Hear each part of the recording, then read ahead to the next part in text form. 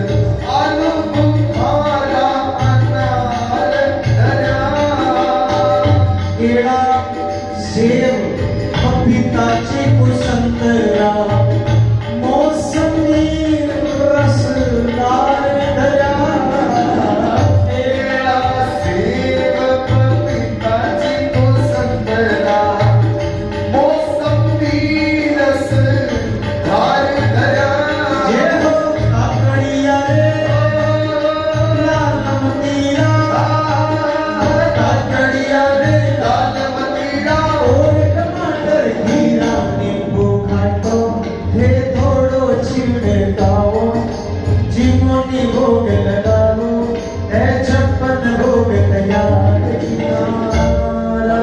तापरिया करे है मनोपाल जी, नीला वो बाबा सावरिया बेलाया वो, जीवोनी भोग लगाओ, है छप्पन भोग तैयार किनारा। तापरिया करे है मनोपाल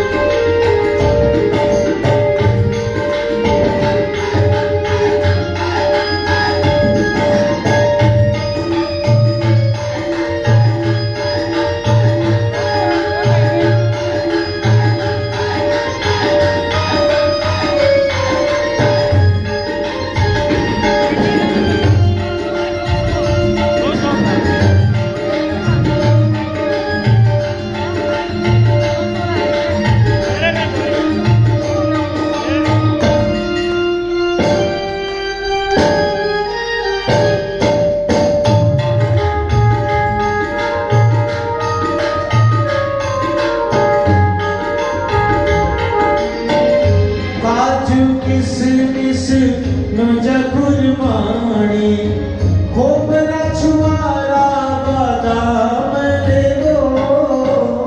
काजू किसमिस नुजा कुरबानी, खोपरा छुआरा बादाम लेवो। जीप झूठ और आचमन करके फिर थोड़ो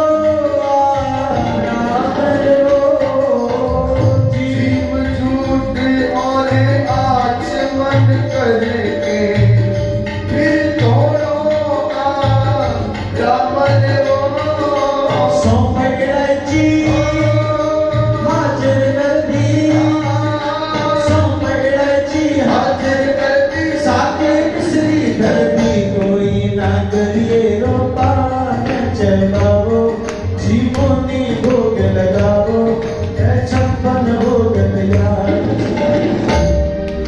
ताबरिया करे है मनोवार जी, ताबरिया करे है मनोवार जी।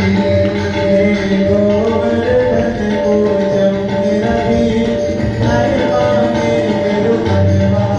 तो गोवर्धन को जमुनी रवि,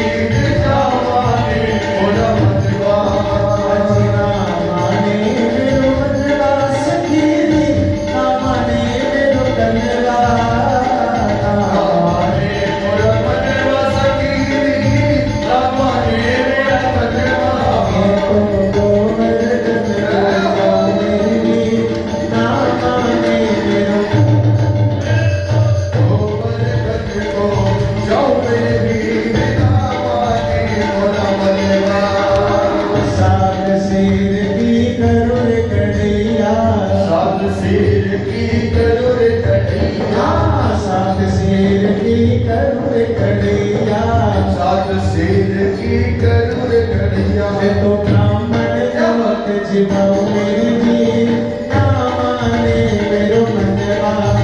तो ब्राह्मण भोज कराओ मेरी, ना माने मोरा मनवा।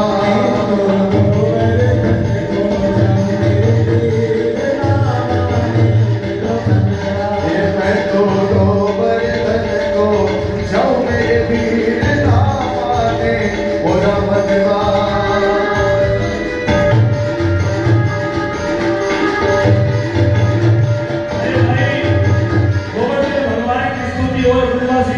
ऐसे कैसे हो सकता है?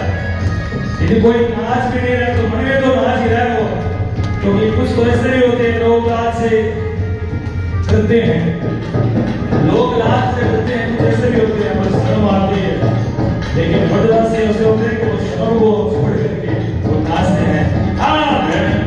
अरे धन को आरती दाता दे मेरा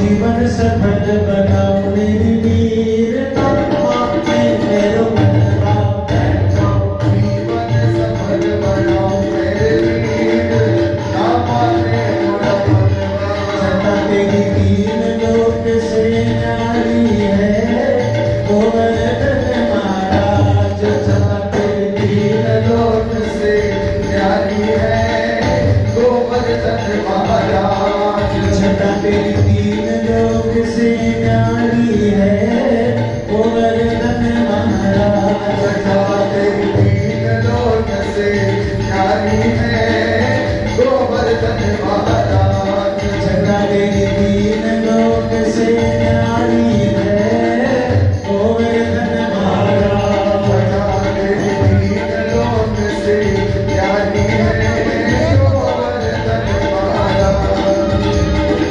गोवर्धन महाराज रे गोवर्धन महाराज गोवर्धन महाराज रे गोवर्धन महाराज ओ छटा तेरी तीन लोक से न्यारी है गोवर्धन महाराज छटा तेरी तीन लोक से न्यारी है गोवर्धन महाराज हाँ गोवर्धन महाराज हाँ गोवर्धन महाराज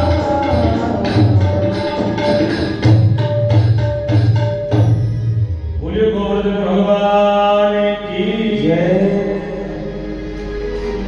बड़े आनंद के साथ समस्त ब्रजवासी गोवर्धन भगवान को 56 भोग पवाने लगे। अब गोविंद एक रूप में सब ग्वालों के ब्रजवासियों के साथ में खड़े हैं और दूसरे रूप में उसी गोवर्धन में समाहित हैं।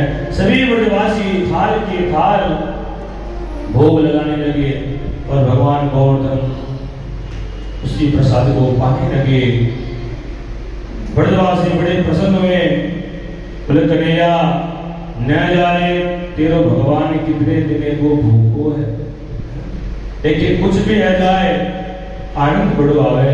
क्योंकि महाराज जब एक को देवताओं को हम भोग लगाते हैं और वही देवता यदि थोड़ा सा खाने लग जाए तो फिर तो भीड़ लग जाती है देखने वालों की, क्योंकि कितनी खुशी होती है। कभी कभी ऐसा होता है कि फलाने भगवान भोलेनाथ के मंदिर में नंदी महाराज दूध पी रहे हैं, ऐसी खबरें आती है कभी कभी, तो देखने वालों की भीड़ लग जाती है और नंदी महाराज दूध पी रहे हैं। आज गोवर्धन भगवान स्वयं गोविंद उसी रूप में परिवर्तित हैं और 56 भोग पा रहे हैं। ब्रजवासी बड़े प्रसन्न हुए, बोले इतने वर्ष हो गए, बूढ़े हो गए, इंद्र की पूजा करते कभी इंद्र ने आकर के प्रसाद नहीं पाया और गोवर्धन की पूजा करने में बड़ा आनंद आया, क्योंकि गोवर्धन ने थाल के थाल लेकर के सब कुछ पा लिया। अब भोजन तो पवा दिया, कन्हैया ने कहा एक काम और करना पड़ेगा। ब्रजवासी बोले अब क्या रह गया? बोले मेरे देवताओं की 7 कोस की परिक्रमा भी करनी पड़ेगी। मेरे देवता ने आपको ये आप मैंने देवताओं ने कहा है कि भाई 56 भोग लगाने के बाद में 7 कोस की परिक्रमा भी करनी पड़ेगी। तो समस्त ब्रजवासी मिलकर के और गोवर्धन भगवान की परिक्रमा करते हैं। 7 कोस की करू परिक्रमा और मानसी गंगा नमनवीर नामाने मेरा मनवा।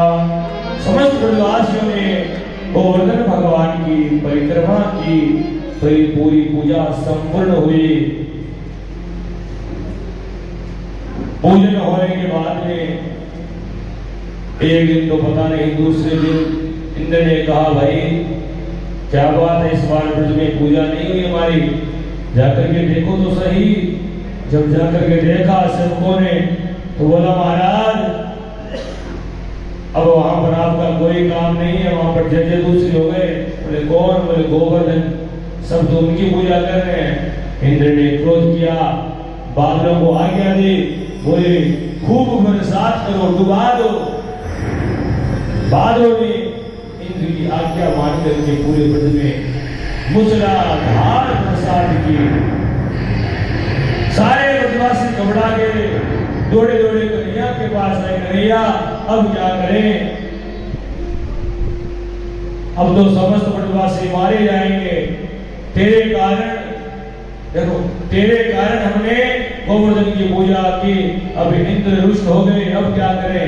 कन्हैया ने कहा घबराने की कोई आवश्यकता नहीं है। मेरे देवता ने मुझे कहा था कि जब ऐसा संकट आए तो मुझे श्रद्धा बना लेना।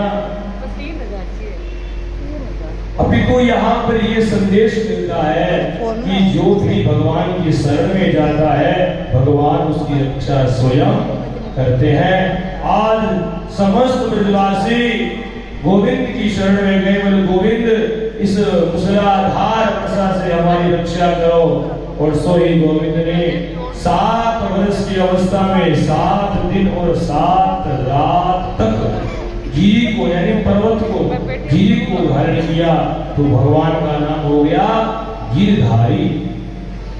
जो गिरी यानी पर्वत उसको धारण किया था, उनका नाम गिरधारी। तो 7 वर्ष की अवस्था में 7 दिन और 7 रात उस पर्वत को भगवान ने अपने कनिष्ठिका अंगुली पर धारण करके रखा। इस प्रकार से भगवान ने इंद्र का अभिमान दूर किया। इंद्र को बड़ी लज्जा आई, बोले मैंने बहुत बड़ा अपराध कर दिया। तो इंद्र गाय को साथ में लेकर के और गाय के पीछे स्वयं खड़ा होकर के और गोविंद से प्रार्थना की, बोले मेरा बहुत बड़ा अपराध हो गया। तो गाय और इंद्र दोनों ने मिलकर के प्रार्थना की, इसलिए भगवान का नाम हुआ गोविंद। तो इंद्र का अभिमान दूर भगवान ने किया। बंधुओं, अभी मैंने पूर्व में आपको बताया कि अभिमान भगवान किसी का रहने देते नहीं है, इसलिए कभी भी अभिमान मत करना। भगवान को गोविंद नाम मिला गो माता की कृपा से। और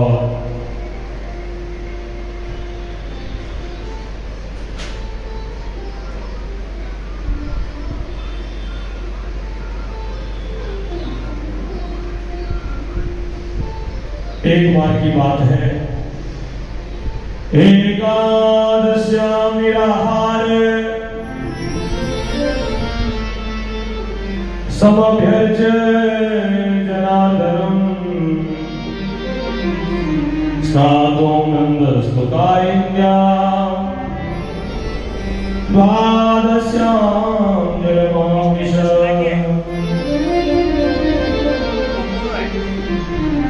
महाराज नंद बाबा एकादशी के दिन बिल्कुल निराहार रहते हैं। नंद बाबा एकादशी के दिन बिल्कुल निराहार रहते हैं।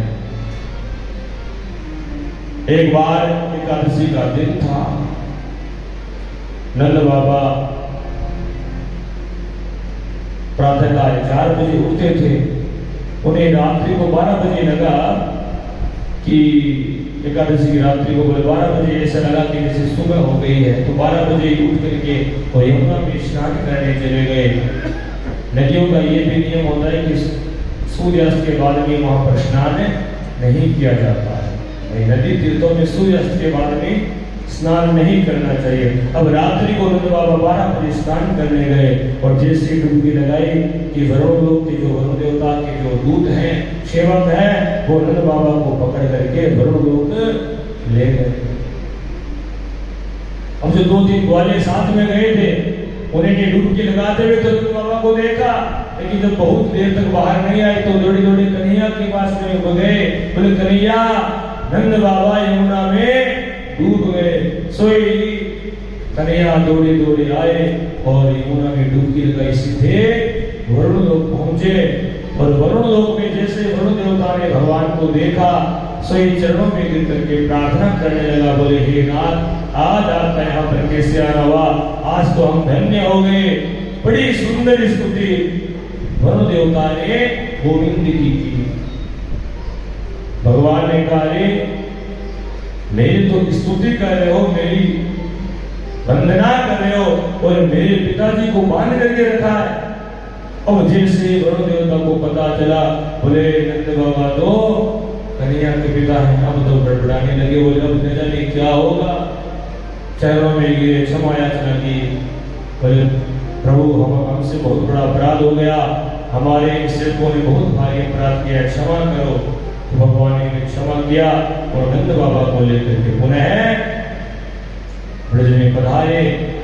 अब जैसे वहां पर आए, सोई नंद बाबा ने कहा, वालों बड़ा ही सुंदर अंदर दृश्य मैंने देखा है। वरुण देवता जो बड़ा एक मोटा ताजा काला गरुड़ा था, सोई उसने गोविंद को देखा, सोई गोविंद के चरणों में गिर गया, प्रार्थना की, न जाने इसका क्या संबंध उनसे था।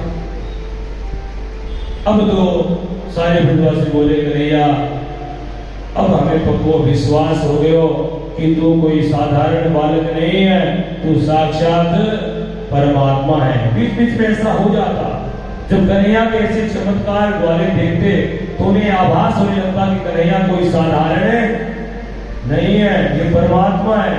लेकिन फिर भगवान की माया ऐसी रह जाती कि वो जो भगवत सत्ता है उसको मनुष्य भूल जाता है, ब्रजवासी भी भूल जाते हैं। कन्हैया अब हमें पक्को विश्वास हो गयो, क्योंकि उस उन्हीं ब्रजवासियों ने जो वो लीला देखी थी, तो 7 वर्ष की अवस्था में गोवर्धन को लिया, धारण करके रखा। और आज जब यमुना में गए, वरुण लोक को गए, तो भगवान वरुण देवता ने स्तुति की है।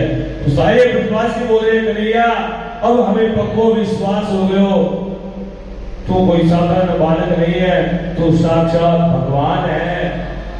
कन्हैया ने खूब समझाया, बोले मैं कोई भगवान नहीं हूं, लेकिन वाले नहीं माने। तो कन्हैया ने कहा तुम एक बात बताओ, यदि मैं सचमुच भगवान हूं तो तुम क्या चाहते हो। ब्रजवासी बोले कि तुम सचमुच भगवान हो तो एक बार तुम्हारे वैकुंठ का दर्शन हमें करवा दे। तो भगवान ने सब ब्रजवासियों को साथ में लेकर के, ग्वालों को साथ में लेकर के और ब्रह्म कुंड में डुबकी लगाई। सो ही समस्त ब्रजवासी वैकुंठ पहुंच गए। अब वैकुंठ में जाते भगवान तो वहां से अदृश्य हो गए।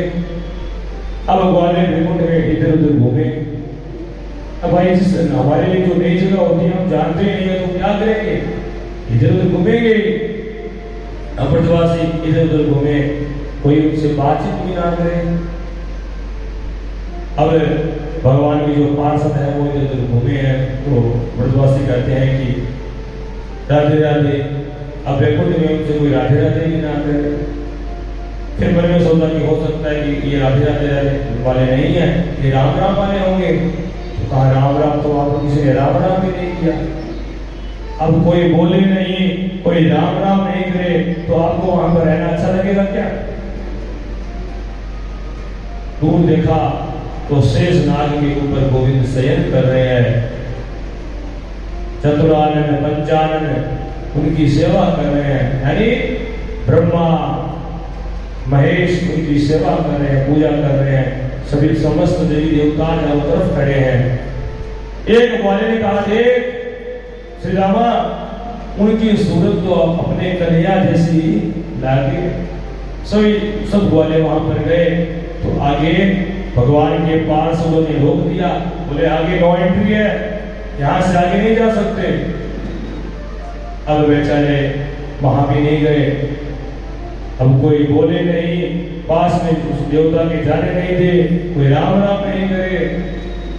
अब मन में बेचारे पश्चाताप करने लगे और गोविंद को पुनः प्रार्थना की, बोले हे कन्हैया अब हमें वृंदावन बुला ले, यो वैकुंठ हमें नहीं चाहिए। और जैसे ही गोविंद की आराधना की तो भगवान ने पुनः समस्त ग्वालों को साथ में लेकर के ब्रह्मकुंड से पुनः बाहर आ गए। बोले कैसा लगो वैकुंठ। कन्हैया ने पूछा ग्वालों को, ब्रजवासियों को कैसा लगा वैकुंठ। बोले कन्हैया थारो वैकुंठ बहुत बढ़िया लागो, लेकिन वैकुंठ से लाख गुणों बढ़िया आपनो श्री धाम वृंदावन है। जो आनंद वृंदावन में आता है वो बैकुंठ में भी नहीं आता है। अरे बैकुंठ में तो कोई राधे राधे राम राम भी ना करे। यहाँ पर के देखो नित्य कितने उत्सव होते हैं, कितने उत्सव होते हैं। वृंदावन में तो आए दिन कोई ना कोई उत्सव होता ही रहता है। क्यों प्रकाशियों, होता है ना, कोई न कोई उत्सव वृंदावन में होता ही रहता है। तो वृंदावन की बड़ी महिमा गाई है। यहाँ पर समस्त गोप वालों ने बैकुंठ से भी बड़ी करके वृंदावन को बताया। और ये ग्वाले नहीं, अभी तो हमारे संत महात्मा ऋषि मुनि भी यही कहते हैं कि वृंदावन के वृक्ष को वन वन जाने को, डाल डाल और बात पर श्री राधे राधे हो। बोले कन्हैया तुम्हारा बैकुंठ बहुत अच्छा लगा, तुम्हारी खूब वहां पर सेवा हुई, लेकिन बैकुंठ से लाख गुना बढ़िया श्री धाम वृंदावन है।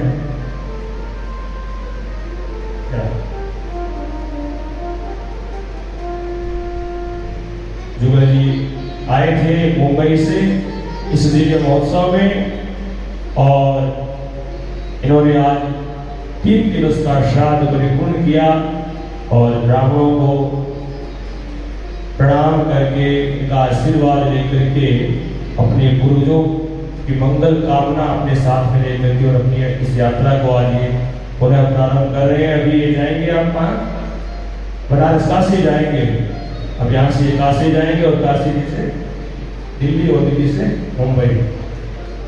अच्छा, दिल्ली में माता जी हैं, उनके माता जी दिल्ली में रहते हैं। कि एक भाई है जो पुलिस में है, दिल्ली पुलिस में है, तो माता जी भी वही हैं, तो माता जी से आशीर्वाद लेकर के वापस मुंबई जाएंगे।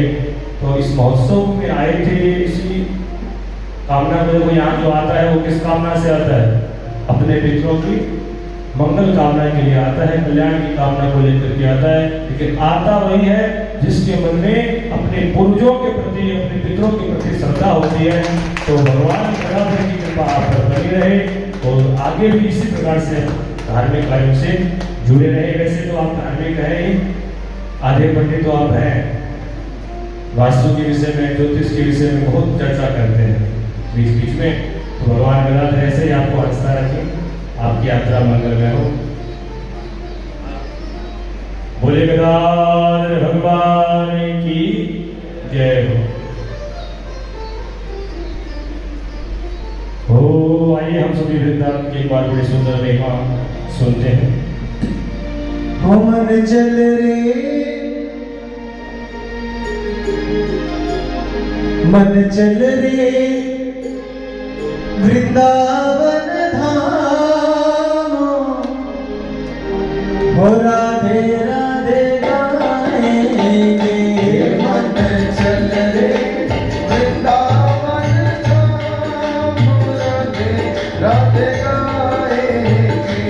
मन चल रे वृंदावन धाम, राधे राधे गाएंगे। मन चल रे वृंदावन धाम, राधे राधे गाएंगे। राधे राधे गाएंगे, श्यामा श्यामा गाएंगे। राधे गाएंगे, श्यामा श्यामा गाएंगे। चल रे वृंदावन धाम, राधे राधे गाएंगे। मन चल रे वृंदावन धाम, राधे राधे गाएंगे।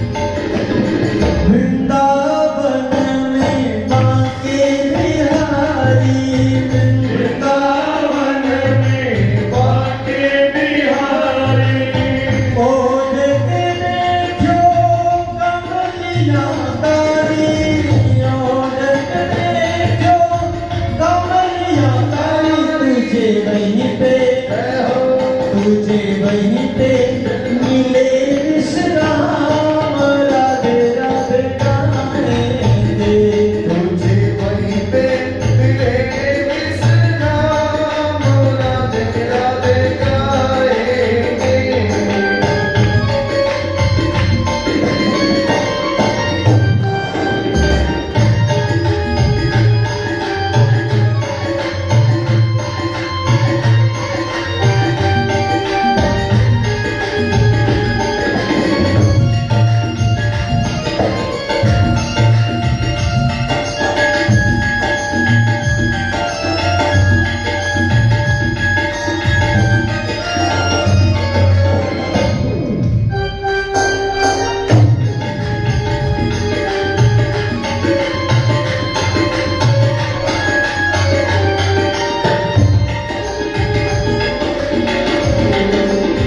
वृंदावन में यमुना किनारा, वृंदावन में यमुना किनारा, निर्मल शीतल बहती धारा, निर्मल शीतल बहती धारा। तुझे मिल जाए, तुझे मिल जाए, तुझे मिल जाए श्यामा श्याम, राधे राधे गाएंगे।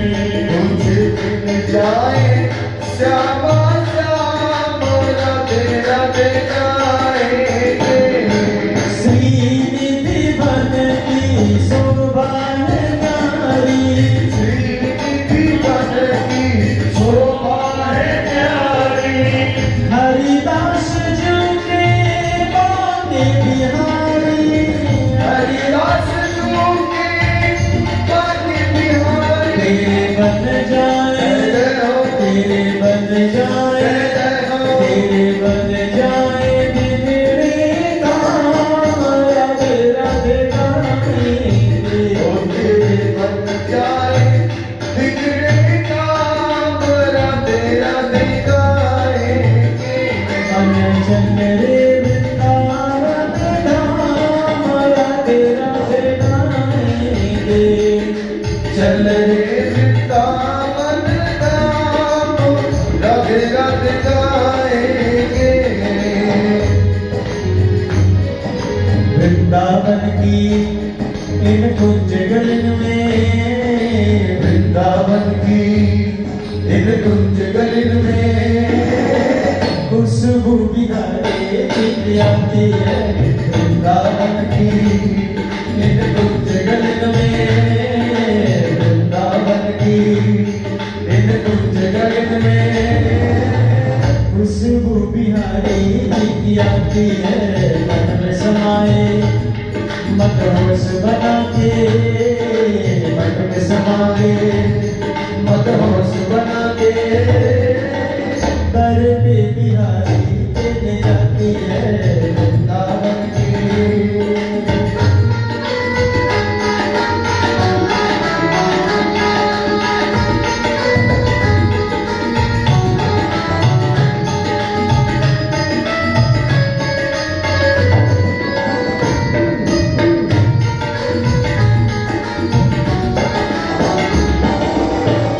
ऐसी सुगंध छाई है चमोरी, ऐसी सुगंध छाई है चमोरी। रसिकों को खींच लेती बांध प्रेम डोरी, रसिकों को खींच लेती बात प्रेम डोरी। जग को बुलाए मेरी दिल में समाए, जग को बुलाए महती दिल में समाए। प्रेमियों के मन में तो ये बाकी है। वृंदावन की इन कुंज गलिन में, वृंदावन की इन कुंज गलिन में खुशबू बिहारी चित आती है। खुशबू बिहारी चित आती है। खुशबू बिहारी चित आती है। बोले वृंदावन धाम की जय। ब्रजवासियों ने कहा गोविंद हे माधव वैकुंठ बहुत बढ़िया है, खूब आपकी पूजा हुए, खूब ठाट बाट सेवा हुए, लेकिन वृंदावन तो वैकुंठ से भी बढ़कर की है। इसलिए वृंदावन की महिमा संतों ने बहुत गाई है। वृंदावन की महिमा गाने के बाद में अब महारास लीला का बड़ा ही सुंदर वर्णन है। सुखदेव जी महाराज रास लीला का वर्णन करते हैं, महाराज परीक्षित को श्रवण करवा रहे हैं। बोले सर्व पूर्णिमा की रात्रि मलका अधिक पुष्पों से बड़ी सुशोभित होती है, बड़ी सुंदर रात्रि होती है महाराज सर्व पूर्णिमा की रात्रि, क्योंकि उस समय हल्की हल्की ठंड भी पड़ने लगती है। और सर्व पूर्णिमा को तो हम ऐसा मानते भी है ना कि अमृत बरसता है। खीर बनाते हैं हम, आप क्या बनाते हैं? क्या बनाते हैं? खीर बना करके छत्ता पर रखते हैं, खुले में रखते हैं, और रात्रि को उस पर अमृत बरसता है, उसका फिर हम प्रसाद पाते हैं। तो शरद पूर्णिमा का बड़ा ही महत्व है। तो शरद पूर्णिमा की वो रात्रि, और भगवान आज गोविंद ब्रज भावनाओं का भी मनोरथ पूर्ण करना चाहते हैं, क्योंकि गोपियों के मन में निरंतर कृष्ण प्राप्ति का भाव रहता है। क्योंकि गोपियां उस ब्रज में रहते हुए उन्हें कुछ अच्छा ही नहीं लगता, वो केवल गोविंद का दर्शन करने के लिए लालायित रहती है। कभी यशोदा मैया को उल्हाना देने के लिए आती, तुम्हारे लाला ने ऐसा किया वैसा किया। एक गोपी तो ऐसी आई, बोले मैया घर में थोड़ा कोई मकान में सही कर रहे हैं, आंगन डाल रहे हैं, सही गोबर चाहिए, तो गोबर लेने के लिए आई। अब उसने मैया ने कहा कि गोबर लेने आई हो तो पूछ क्यों रही हो, ले जाओ। तो उसने गोबर से वो जो है क्या बोलते हैं उसको, टोकरी गोबर से भर ली। अब इतनी भर ली, जब कन्हैया जो उठा नहीं पा रही वो गोपी, जो कन्हैया सामने देख खड़े खड़े देखते हैं, कन्हैया वो गोपी बोले कन्हैया थोड़ा नेक सो हाथ लगाई दे। कन्हैया बोला कि मैं तुम्हारा नौकर हूं क्या है? तो बच्चे बोलते हैं आजकल, तो तुम्हारा नौकर थोड़ी हूं। बोले कन्हैया ऐसे मत कर, थोड़ा सा हाथ लगा दे। कन्हैया बोला कि बता मैं हाथ लगाऊंगा तो मुझे कहा देगी? बोले मैं तुम्हें बहुत सारा माखन है खिलाऊं। तो ऐसे करके माना बहुत बड़ी सुंदर लीला है।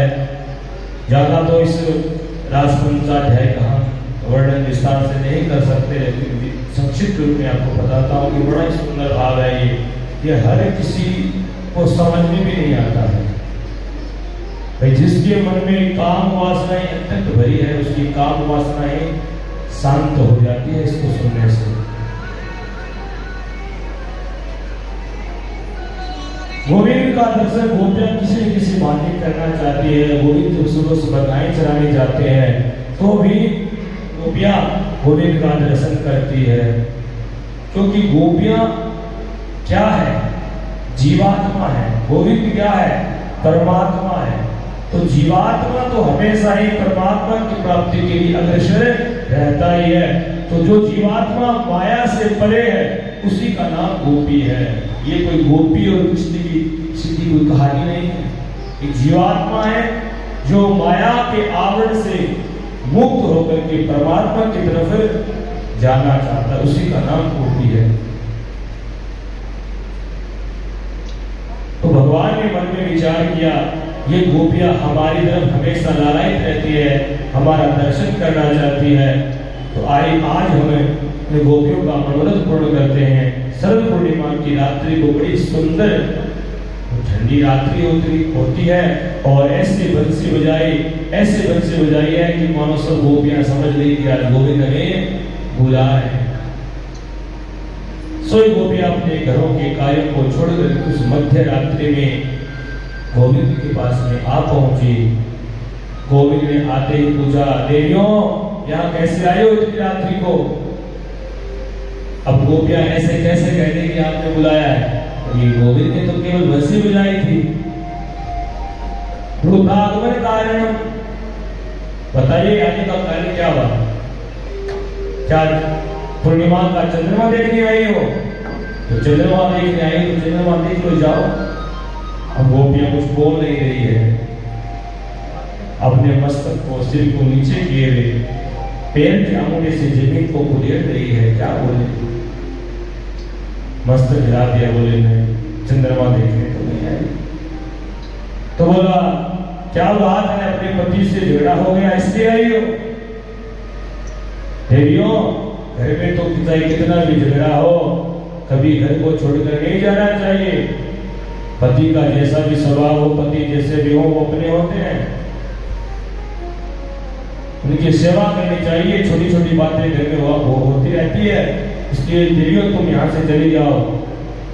गोपियां सामने नहीं देख रही है, अपने सिर को हिला दिया, बोले हमारा कोई झगड़ा नहीं हुआ। कहने का मतलब हमारा कोई झगड़ा नहीं हुआ। ऐसे अनेक बातें जब पूछी और गोपियों ने मना किया, तो गोविंद कहने की आखिर तुम बताओ तो सही कि आई क्यों हो? यहाँ गोविंद गोपियों से कहलवाना चाह रहे हैं कि हम यहाँ पर क्यों आए हैं, लेकिन गोपियां अपने मुख से बोल नहीं रही है।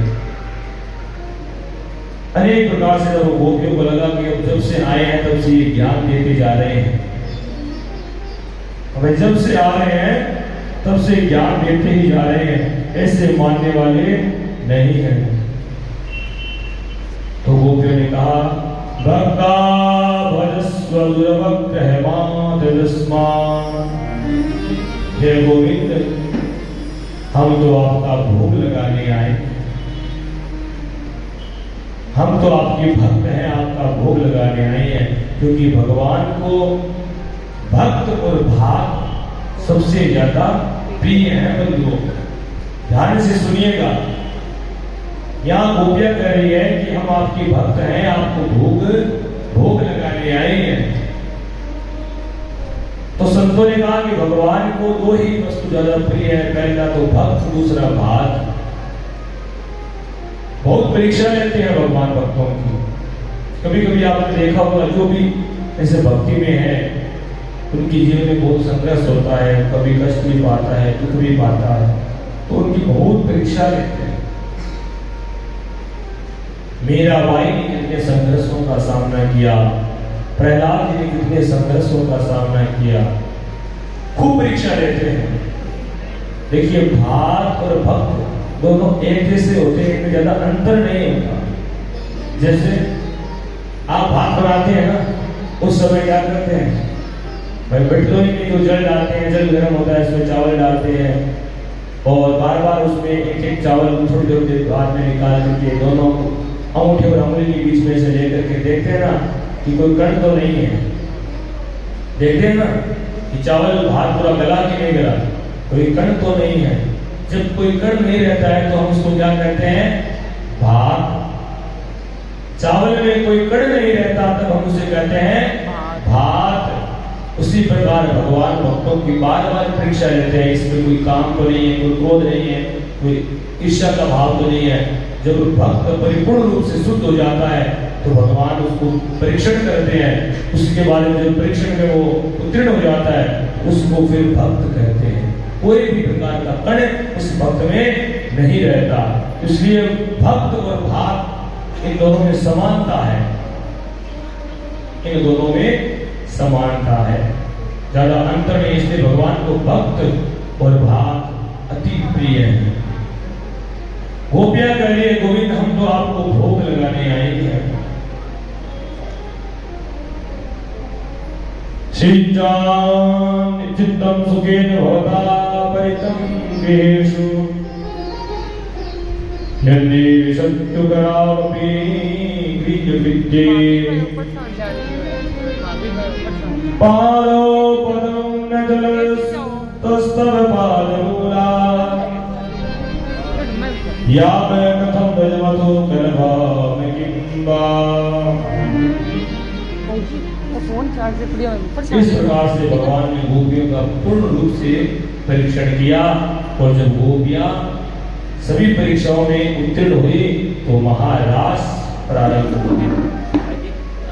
अब जैसे ही रास प्रारंभ हुआ तो आज गोपियों के साथ नाच रहे हैं। तो गोपियों को एक गोपी को मान हुआ, अन्य गोपियों को अभिमान हो गया। हृदय संसार को नचाने वाला, सबको नचाने वाला हमारे साथ नाच रहा है। मैंने आपको बताया कि गोविंद किसी का अभिमान, किसी का भी अभिमान है। एक गोपी को छोड़ करके समस्त गोपियों को अभिमान हो गया कि संसार को नचाने वाला हमारे साथ नाच रहा है। सोई भगवान उस एक गोपी को लेकर के अंतर्ध्यान हो गए। अब बाकी गोपियां पछताने लगी, रोने लगी, जंगलों में घूम रही है, वृक्षों से बातें कर रही है, तुलसी से बातें कर रही है। सबको पूछ रही है क्या तुमने गोविंद को देखा है। अनेक प्रकार के भागवत में गीत आते हैं और अंत में जब किसी ने भी गोविंद का पता नहीं बताया तब गोपियों ने निश्चय किया अब यदि गोविंद नहीं आए तो हम अपने प्राणों का त्याग कर देंगी। तो जो अंतिम गीत आया, जो गोपियों ने भगवान कृष्ण के विरह में गाया, कृष्ण को प्राप्त करने में गाया, उस भागवत का सबसे सुंदर गीत है जिसको हम गोपी गीत कहते हैं। थोड़ा सा 2-4 श्लोकों का पाठ करें। जयति देहिकं जन्मना व्रज श्रयत इंदिरा सस्वतत्र हि। जयति देहिकं जन्मना व्रज श्रयत इंदिरा सस्वतत्र हि। दयित देशता देशुतावका स्वैत दासव स्वामी चिन्वते।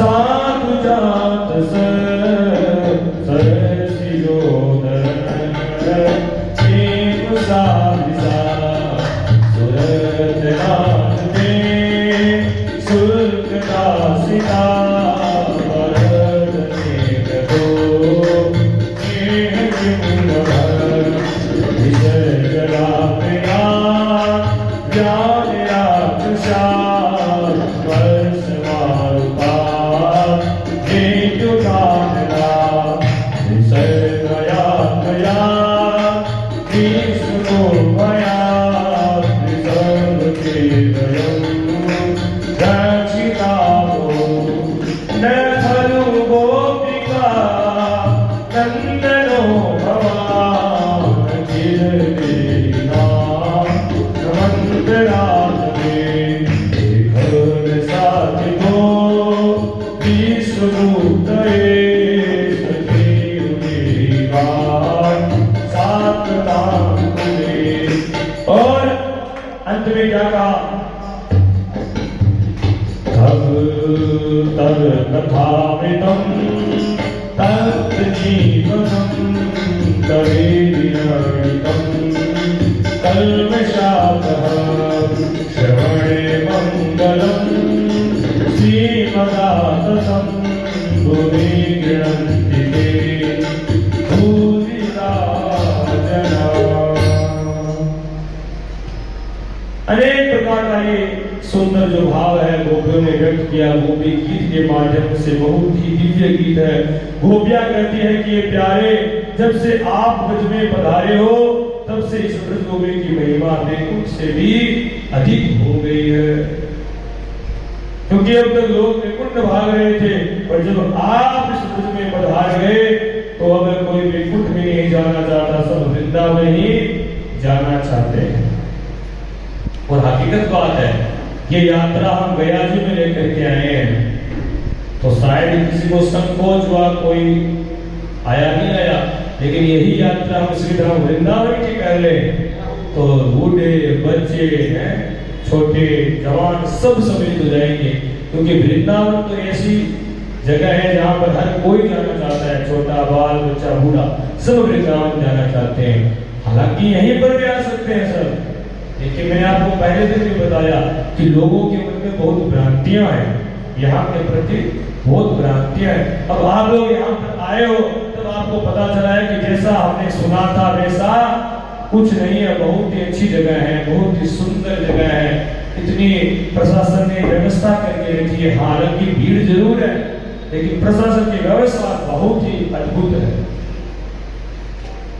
तो यहाँ पर भी लोग आना ही चाहते हैं, और जैसे ही सुनेंगे इसके बारे में जानेंगे, आज आप लोग जाओगे वापस, कल जो जाएंगे हम लोग तो हम बताएंगे कि भाई नहीं आज तक हमने जो सुना तो जो सुना था गया के बारे में वैसा कुछ नहीं है, बहुत ही अद्भुत ही जगह है। यहाँ कोई प्रकार का भय नहीं है, कोई प्रकार की यहाँ परेशानी नहीं है। बंधुओं, आज से 8 साल पहले 8-9 साल पहले हमारे यजमान ने मुझे कहा कि पंडित जी हमारे साथ में गया चलिए, वहां पर श्राद्ध करना है। मैंने कहा भाई मैं तो नहीं जाऊंगा, हकीकत बात बता रहा हूं आपको। मैंने कहा मैं तो नहीं जाऊंगा, क्योंकि हमने तो गया के नाम से सुना था बहुत डर होता है। मैंने खुद ने भी कहा था ये इसीलिए मुझे लगता है कि जो मेरे अंदर में भय था वो और भी तो किसी के अंदर में हो ही सकता है। तो 9 साल पहले जब मुझे यजमान ने कहा कि गया जी में चलिए महाराज, हम वहां पर पिंडदान करेंगे, पंडित जी वहां से वो ले लेंगे। मैंने कहा नहीं, आप ही व्यवस्था कर लीजिएगा, मुझे तो गया जी में नहीं जाना है। वो उस बात को शायद 9 साल हो गए, और अब लगातार मैं 7 साल से आ रहा हूँ, 6-7 साल हो गए लगातार आ रहा हूँ, और वर्ष में लगभग 8-9 बार आ जाता हूँ। एक साल में लगभग 8-9 बार मैं गया जी में आता हूँ। गया जी में आता हूँ लगभग 8-9 बार साल में।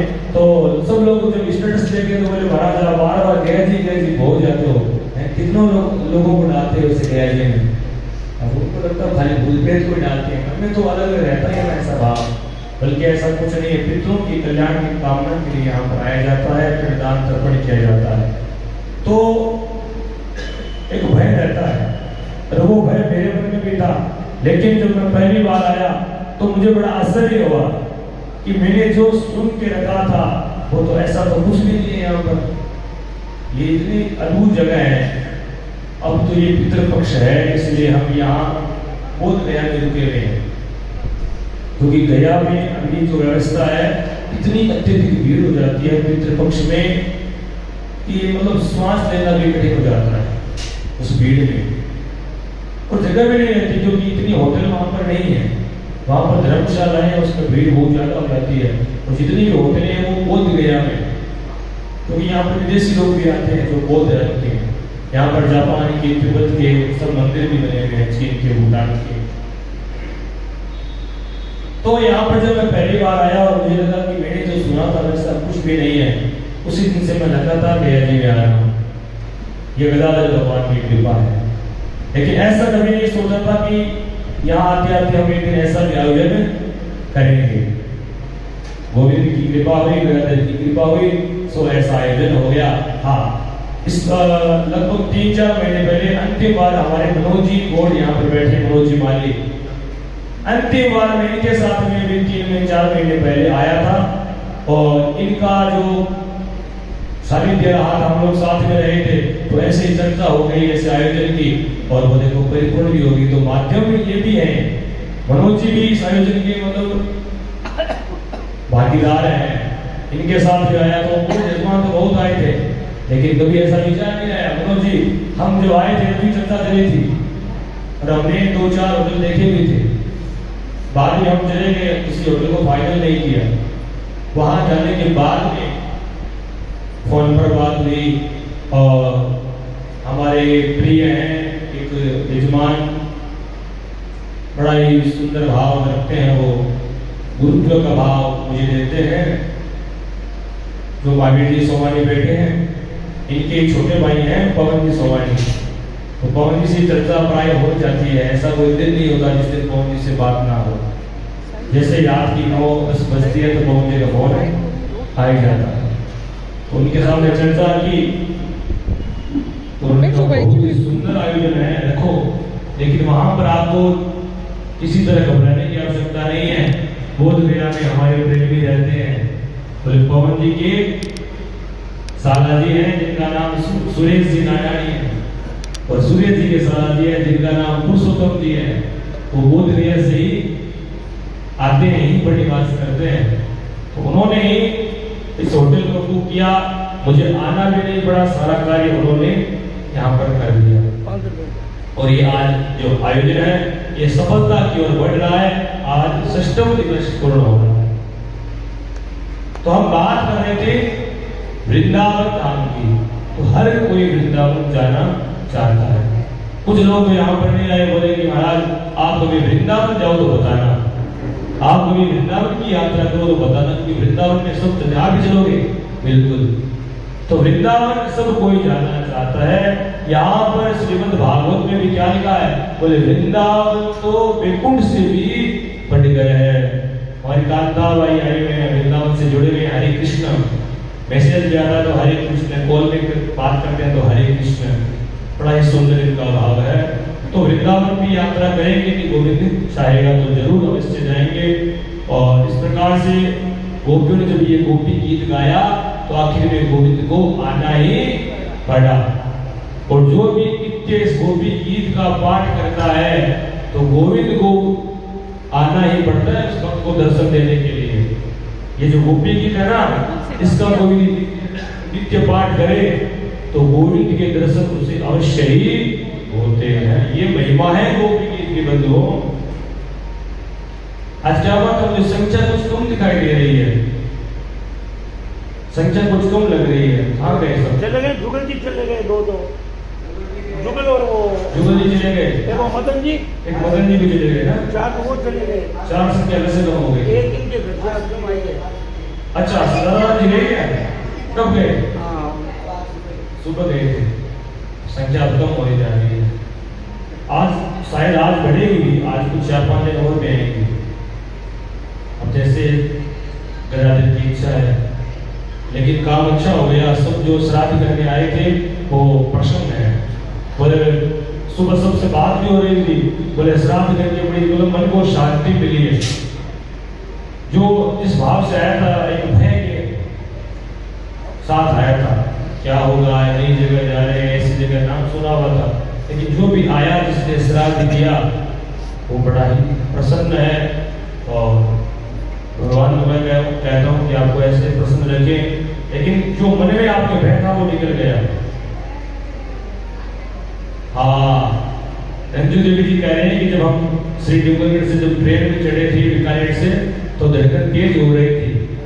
बोले जा तो रहे हैं, देखा देखी अब न जाने क्या होगा, लेकिन अब ये बात बड़ी सुंदर कह रहे हैं।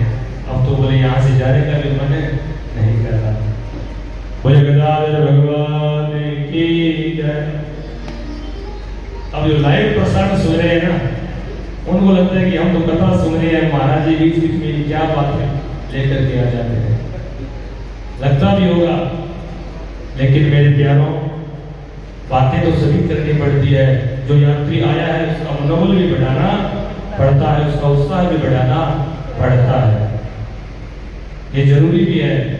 आज उत्साह बढ़ाएंगे तो कल आप भी इनके साथ में अवश्य ही आएंगे। बढ़ाने की जरूरत नहीं है, सबका बड़ा हुआ है उसका। हाँ बड़ा, अच्छा बड़ा हुआ है, सबका बड़ा हुआ है। फूल होते महावीर जी सोमानी जी कह रहे हैं कि सबका उत्साह बड़ा हुआ है, किसी को भी पूछ लो। मैं तो 3-4 दिन आज मालूम ही नहीं पड़ा है कहाँ के नहीं, महावीर जी को रात को हम बैठे थे, महावीर जी हमारे पास में बैठे थे, और महावीर जी के जो भाई हैं वो भी, और महावीर जी के जो भांजे हैं वो सब बातें कर रहे थे। बोले ऐसा कारण हो गया कि नहीं आ पाए, बल्कि महाराज जी अगली बार आप प्रोग्राम रखना ही है आपको, और हम सभी सहपरिवार आयोजन में आएंगे। तो महावीर जी यही बात हुई थी, तो सभी आएंगे। तो सबको आनंद आ रहा है। आप लोग यहाँ आए हैं ना, तो आपको भी आनंद आ रहा है। लेकिन जो ये लाइव के प्रसारण से जो सुन रहे हैं भाई, जो सुन रहे हैं, तो उन लोगों को भी वहां बैठे बैठे आनंद आ रहा है कि महाराज जी हम नहीं आ पाए, लेकिन अब आगे यदि कोई आयोजन हुआ तो अवश्य स्वयं आएंगे। देखो कहने में तो कोई कुछ भी कहे, लेकिन गदाधर की कृपा होगी तो आप भी आओगे और अवश्य ही आपकी ये कामना की भैया जी कहने की कामना परिपूर्ण होगी। अब हम कथा की ओर चलते हैं। तो गोपियों ने जब इस विरह गीत को, गोपी गीत को गाया, अंत में कहा तब कथा में तम तप्त जीवनम। आपकी कथा तो भाई तपे हुए को नया जीवन प्रदान करने वाली है। वही कोई पौधा, प्यासा पौधा ऐसे मुरझाने लग जाता है, ऐसा मानो कि यदि आज उसमें जल नहीं देंगे तो मर जाएगा। उसको जब एक लोटा पानी मिलता है तो उसकी कलियां खिल जाती है। उसी प्रकार से ये भगवान की कथा है। तपे हुए आदि भौतिक, आध्यात्मिक, आदि दैविक, तीन तापों से तपे हुए जीवों को ये कथा बड़ा ही आनंद प्रदान करती है। धीरेन्द्र शास्त्री जी आए हुए हैं, जा रही उनकी गाड़ियां। बाकेश्वर धाम के पीठाधीश्वर धीरेन्द्र कृष्ण शास्त्री जी यही पास में आए हुए थे, महापुर शंभोदी होटल में। अब कल मिलना होता है, लेकिन जिस समय मिलना होता उस समय कथा में थे। हमारे प्रिय ज्येष्ठ भ्राता मनुष्य जी महाराज गए थे मिलने, हम भी मिलते, लेकिन उस समय हम कथा में थे। जरूर मिलेंगे। देखो एक युवा जिसने एक अलग जगह दी, सनातन धर्म के प्रति जिसने एक अलग जगाई है, वो युवा श्री धीरेन्द्र कृष्ण शास्त्री जी हैं। बाकेश्वर धाम की इतनी खूब कृपा है उनके ऊपर। ऐसे युवा संत इस सनातन धर्म में हो गए तो फिर हिंदू राष्ट्र अवश्य एक दिन अवश्य घोषित हो जाएगा। इतनी छोटी आयु और कितना बड़ा कार्य इन्होंने किया है, कोई कल्पना नहीं कर सकता था। तो ये क्या है? ये दिव्य कृपा है। वो स्वयं कहते हैं कि मैं तो कुछ नहीं हूं, मैं तो कुछ नहीं जानता, सब करने वाले गुरु जी हैं और बालाजी हैं। तो जो इष्ट के प्रति समर्पित होकर के काम करता है उसका काम अवश्य पूर्ण होता है। अब बताओ आज उनको कौन नहीं जानता है? बड़ी ख्याति उन्होंने प्राप्त की है, सब इष्ट कृपा से प्राप्त की है। गोपियों ने जब गाया तो गोविंद को आना ही पड़ा। गोविंद आए और अब महारास पुनः प्रारंभ हुई। बड़ी सुंदर ये महारास प्रारंभ हुई। अब भोले बाबा के मन में आया कि मुझे भी तो रास में जाना है। ये महारास इतनी सुंदर है कि भोले बाबा को भी मन में विचार आया कि मुझे भी रास में जाना है। अब पार्वती से बोले कि मुझे महाराज में जाना है। पार्वती ने कहा कि नहीं, वहां पर जेंट्स अलाउ नहीं है। बोले इसलिए जाती, इसलिए हम जाती है, वहां पर जेंट्स अलाउ नहीं। तो बोलेगा स्वयं गोपी का रूप धारण करके उस महारास में जाते हैं और भगवान गोविंद पहचान जाते हैं। आइए उस महाराज का मन से दर्शन करते हैं, क्योंकि मन से सब कुछ किया जा सकता है, खाली झांकियां सजाने से नहीं। मन जो ऐसा है कि मन की गति बड़ी गहन होती है। हम यहाँ बैठे बैठे कहीं पर भी जा सकते हैं।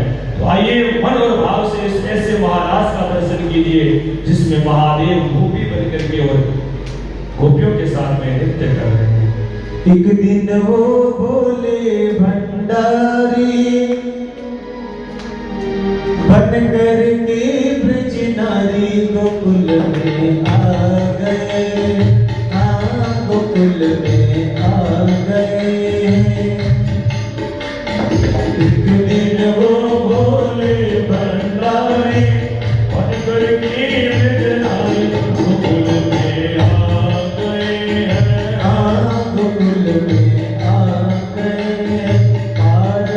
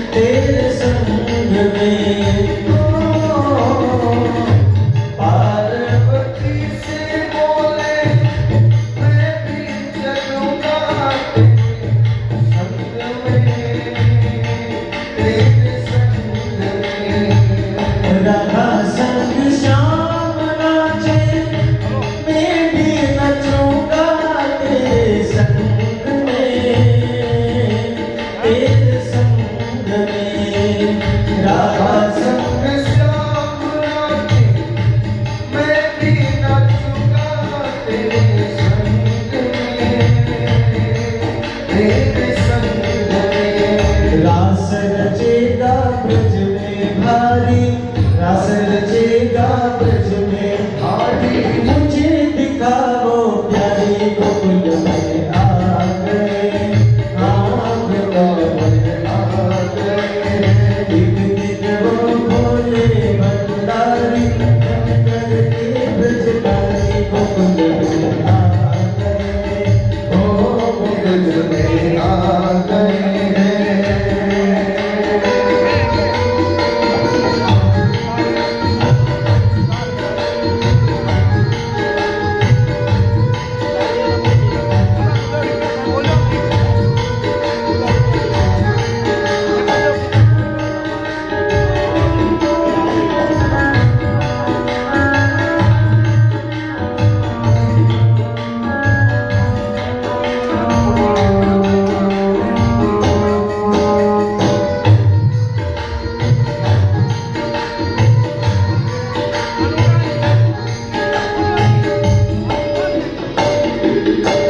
ओ मेरे भोले स्वामी कैसे न जाऊं तोहे संग में ओ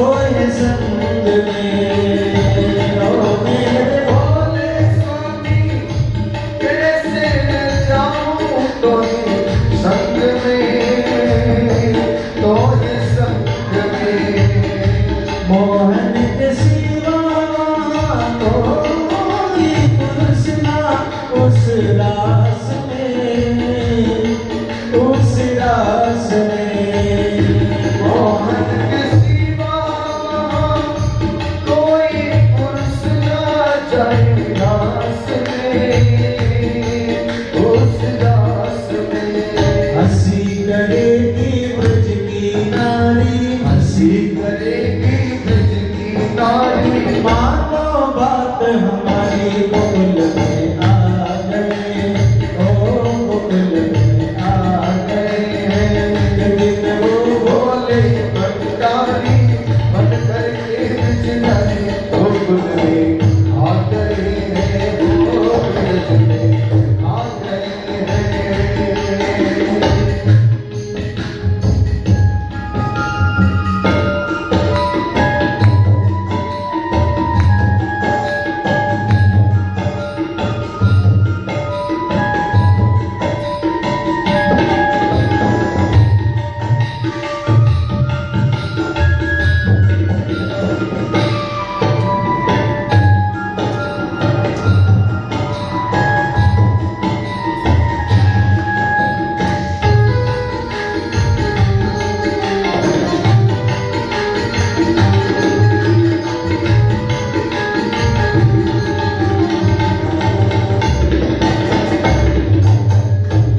ऐसा बना लो मोहे कोई न जाने इस राज को ऐसा बना लो मुझे कोई न जाने इस राज को मैं हूँ सहेली तेरी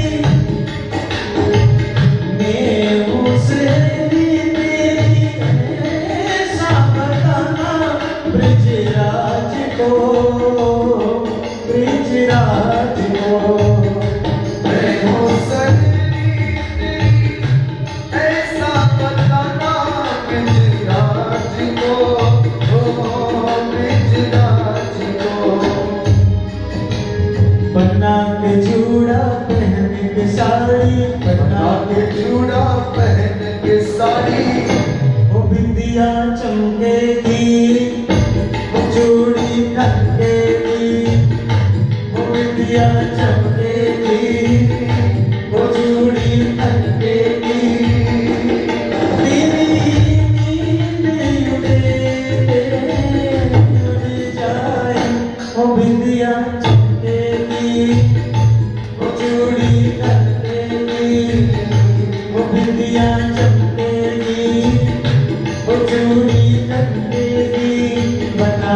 चूड़ा पहन साड़ी चाल चले मतवाली गोकुल में आ गए। गोकुल में आ गए हैं। एक दिन वो बोले भंडारी ये बेचनारी गोकुल में आ गए हैं। ओ मिरज में आ गए हैं।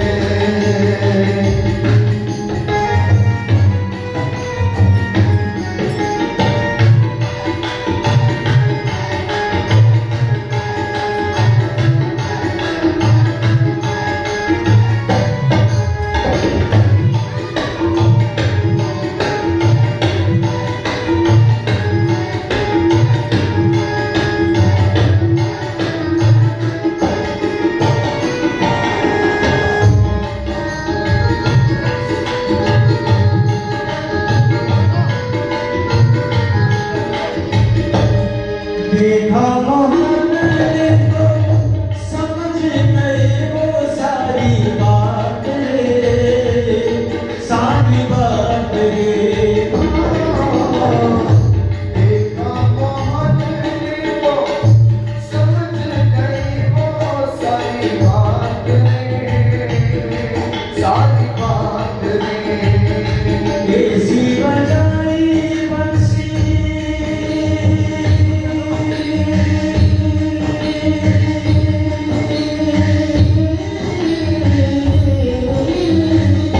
ऐसी बजाई बंसी सुख गुण भूले भोले नाम रे, भोलेनाथ रे। सर से सरद गई जब साड़ी, सर से सरक गई जब सारी, सर से सरद गई जब साड़ी, सर से सरक गई जब साड़ी। मुस्काए बनवारी आ गए, गोकुल में आ गए। तेरे ओ भोले भंडारी भंडार के बेचनारी गोकुल में आ गए हैं। ओ गोकुल में आ गए हैं। पार्वती जी बना के हारी, पार्वती जी बना के हारी आने दुल्हन गोकुल में आ गए हैं। ओ मिरज में आ गए हैं। ओ मिरज में आ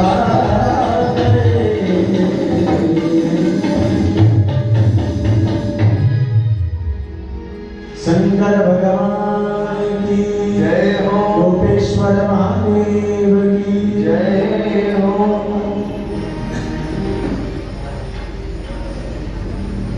इस प्रकार गोविंद ने महाराज के माध्यम से गोपियों का मनोरथ पूर्ण किए। बंधुओं, जिस प्रकार से आज के युग में गोविंद के प्रति कुछ जो नराधम लोग हैं, जो भागम करते हैं, उनकी तो बात ही क्या करें। गोविंद के प्रति कुछ नास्तिक लोगों के बड़े ही गंदे भाव हैं, उनकी तो चर्चा ही करता है, क्योंकि वो जानते नहीं है क्या कि गोविंद क्या है, कृष्ण क्या है, गोपी क्या है। मैंने आपको पूर्व में बताया कि जो जीवात्मा शुद्ध हो जाता है, एकदम माया के बंधनों से परे हो जाता है, कोई प्रकार की वासना, कोई प्रकार की कामना नहीं रहती, उस जीवात्मा का नाम गोपी है और उससे भगवान पाकर के ही रहते हैं। तो गोविंद ने गोपियों का मनोरथ पूर्ण किया, यानी उन जीवात्माओं का मनोरथ पूर्ण किया जो जीवात्मा गोविंद को प्राप्त करना चाहती है, उनका मनोरथ पूर्ण किया। भोलेनाथ की आपने अपनी बात सुनी ही नहीं, और आज भी ब्रज में महादेव गोपेश्वर नाथ के नाम से जाने जाते हैं। इतनी दिव्य वो महाराज भी, महादेव भी अपने आप को रोक नहीं सकते। तो गोपियों का मनोरथ पूर्ण किया। एक दिन महाराज कंस का भेजा हुआ अरिष्टासुर नाम का दैत्य बेर बन करके आया, भगवान को मारने के लिए दौड़ा। भगवान ने सीख पकड़ करके मरोड़ दिया, जैसे महाराज कोई गिले कपड़े को निचोड़ता है। अब एक दिन नारद जी महाराज कंस के दरबार में आए और जैसे ही नारद जी को देखा तो कंस ने प्रणाम किया, बोले गुरुदेव आप ठीक समय पर आए हैं, बड़ी भारी विपदा में पड़ा हूं। कंस ने कहा क्या बात है? नारद जी ने कहा क्या बात है? तो कंस ने बताया, बोले पता नहीं कृष्ण और बलराम कौन है, जो भी देवते इनको मारने जाते हैं वो वापस नहीं आते। नारद जी ने कहा अरे कंस, यही तो देवकी की 7वीं और 8वीं संतान वही कृष्ण और बलराम है। बोले ऐसे कैसे हुआ? बोले हाँ, कोई कथा सुनाई, लीला बताई। अब तो क्रोध से महाराज आग लाल पीला हो गया, आग बबूला हो गया कंस। बोले इसको मार दूंगा, उसको मार दूंगा, देवकी को छोड़ने वाला नहीं। वसुदेव ने मेरे साथ विश्वासघात किया, उसको मार दूंगा। नारद जी ने कहा अब जोश से आइए, होश से काम लो। यदि तुमने इनको मार दिया तो वो कैसे भी वहां यहाँ आने वाले नहीं है। उन्हें यहाँ पर बुलाना है तो इनको तुम्हें जीवित रखना पड़ेगा। किसको? देवकी और वसुदेव को। यदि कृष्ण और बलराम को मथुरा में बुलाना है तो देवकी वसुदेव को जीवित सही अवस्था में रखना पड़ेगा। कंस को बात समझ में आई तो नारद जी ने कहा ऐसा कोई आयोजन रखो, उस आयोजन में ऐसा कोई मेला रखो जिसमें उन लोगों को बुला लो। कंस को बात समझ में आ गई। इतने में महाराज केसी नाम का दैत्य बोला महाराज एक बार मौका तो हमें भी दो। केसी घोड़ा बन करके गया, भगवान ने एक मुष्टिका का प्रहार किया, सोई केसी का उद्धार कर दिया। अब कंस ने मन में विचार किया, बोले दैत्य तो मैंने सब भेजे लेकिन वापस कोई नहीं आया। अब तो उपाय एक ही है, ऐसे कोई मेले का आयोजन रखें जिसमें उनको बुला ले। तो लेकिन भेजे किसे? तो याद आई अक्रूर जी महाराज की। कंस को किसकी याद आई? अक्रूर जी की, क्योंकि अक्रूर जी कृष्ण और बलराम के चाचा जी लगते। अक्रूर जी को समाचार भेजा कि महाराज ने आपको बुलाया है। अक्रूर जी का धड़कन तेज हो गई, बोले आज तक कंस ने इस दुष्ट ने राम राम भी नहीं किया, आज अचानक से क्यों बुला लिया? जब दरबार में गए बोले महाराज बताइए। हाथ जोड़कर बोला कि भाई अक्रूर तुम तो सब जानते हो कि हमने इस बार बहुत बड़ा आयोजन रखा है, एक मेले का आयोजन रखा है, मल युद्ध भी रखा है, उसमें अनेक प्रकार के खेल रखे हैं। और हमने सुना है कि वृंदावन में कृष्ण और बलराम जो है वो बहुत बलिष्ठ हैं। तो मैं चाहता हूं कि तुम जाओ और उनको भी लेकर के आओ। अक्रूर जी सब समाचार उसका षड्यंत्र जो है वो समझ गए। अक्रूर जी षड्यंत्र समझ गए उसका, लेकिन फिर मन में विचार करने लगे लोग तो काल से दूर भागते हैं और इसको पता भी है कि वो मेरा काल है, लेकिन उस काल को अपने घर में बुला रहा है। कंस बुला रहे हैं किसको? गोविंद को। अक्रूर जी मन में विचार कर रहे बोले काल को तो ये अपने पास में बुला रहा है, लेकिन जो जैसे प्रभु की इच्छा। तो अक्रूर जी ने अपनी यात्रा को प्रारंभ किया प्रातः काल में। किम मया चरितम भद्रम कीर्तम तम परमं तपः किम वाताप्यर्हते दत्तम यद् रक्षाम्यद्य केशवम्। अक्रूर जी मन ही मन विचार कर रहे हैं कि न जाने आज मैंने कौन सा शुभ कर्म किया, कौन सा कल्याणकारी अच्छा कर्म किया जो आज मुझे कृष्ण चंद्र जी के दर्शन का अवसर प्राप्त हो रहा है। अरे मैं तो कहूंगा तो ये कितना भी दुष्ट है कंस, लेकिन ये मुझे गोविंद से मिला है तो मेरे लिए तो ये परमात्मा से कम नहीं है, मित्र से कम नहीं है। भाई गोविंद से मिला, दुष्ट तो कितना ही है लेकिन काम तो उनके लिए तो अच्छा ही हो रहा है। अक्रूर जी को भेज रहा है तो अक्रूर जी को प्रसन्नता हो रही है कि दुष्ट तो है लेकिन मेरे लिए बहुत अच्छा है, क्योंकि ये गोविंद से कृष्ण चंद्र से मिला रहा है। अब अक्रूर जी को सुख सकुन होने लगे, अपनी यात्रा को प्रारंभ किया, सुबह रवाना हुए और पहुंचे कब? सूर्य अस्त जब हो रहा था, तब जब गायें खेतों में हरा घास चढ़ करके पुनः गोधूली वेला में जब घर आती है, उस समय गोविंद गौशाला में थे, बलराम जी थे, गोदोहन का समय था और अक्रूर जी जैसे गौशाला में गए तो दोनों भाइयों ने चरण स्पर्श किए, प्रणाम किए, गायों का दर्शन करवाया। पहले महाराज प्राचीन भारत में ये परंपरा थी कि जो भी अतिथि आता था उनको पहले गौ माताओं का दर्शन करवाया जाता था। गो धन से बड़ा कोई धन भी नहीं माना जाता था। पूछते थे लोग, बोले गोधन है क्या? और एक समय तो ऐसा भी था, देखो बुजुर्गों से सुना है हमने सुना है कि एक समय ऐसा भी था कि लोग पहले पूछते थे, तो अपनी बेटी किसी को देते थे, तो पूछते थे कि गोधन है या नहीं है।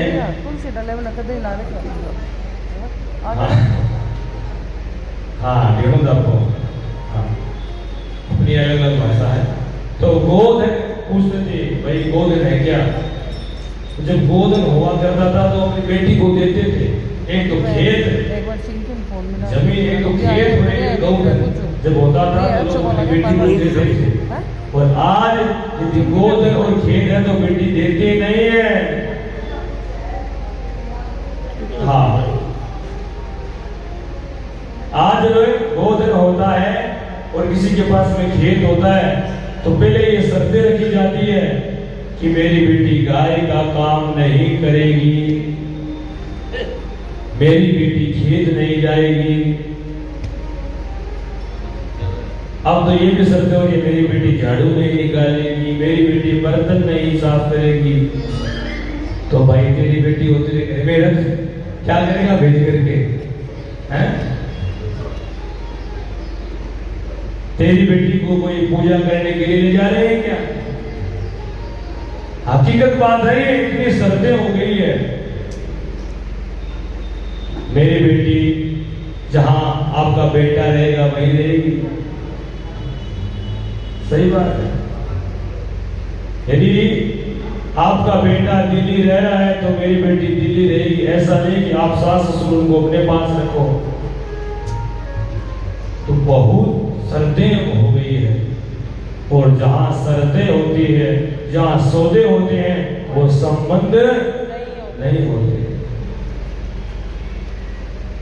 देखो और तो जो भी ठीक है, मुझे तो इस बात का असर यह है कि लोग पूछते हैं कि गाय है तो हम बेटी नहीं देंगे, गाय कितनी गाड़ी है तो बेटी दे देंगे।